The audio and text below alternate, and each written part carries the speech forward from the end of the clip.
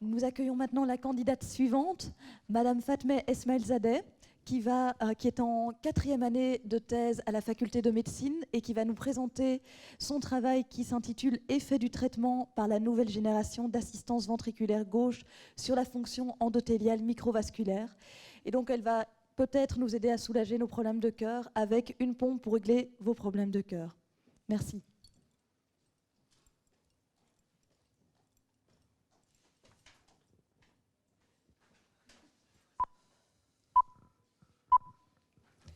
Bonjour à tous. Je veux vous parler de votre plus fidèle partenaire en charge de votre vitalité et de votre équilibre mental. C'est le cœur. Comme on dit, un esprit sain dans un corps sain. Comme vous le savez, à l'heure actuelle, les maladies cardiovasculaires sont la première cause de mortalité dans le monde. Parmi elles, l'insuffisance cardiaque occupe une place importante, surtout dans les pays industrialisés.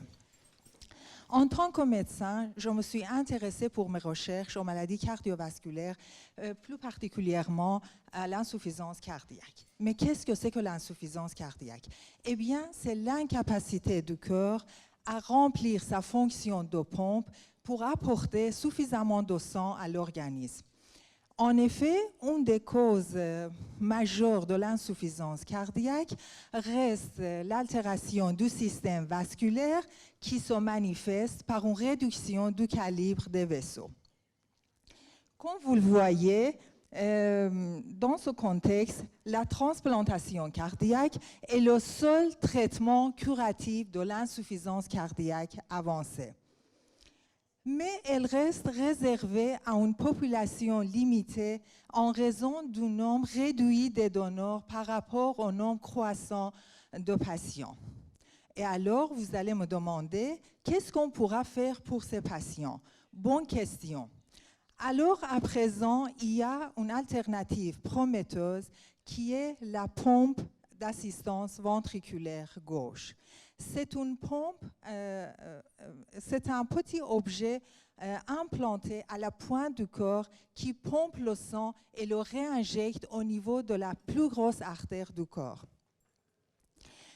Mais en fait, cette technique a révolutionné la prise en charge des patients en insuffisance cardiaque en permettant de maintenir ces patients dans un état clinique plus ou moins stable en attendant la transplantation. Toutefois, l'effet de cette pompe sur le système vasculaire est actuellement mal connu. C'est pourquoi, pour ma thèse, j'ai voulu analyser si cet effet est réellement positif. Pour ce faire, j'ai comparé deux groupes de patients atteints d'insuffisance cardiaque, ceux implantés d'une pompe et ceux traités médicalement.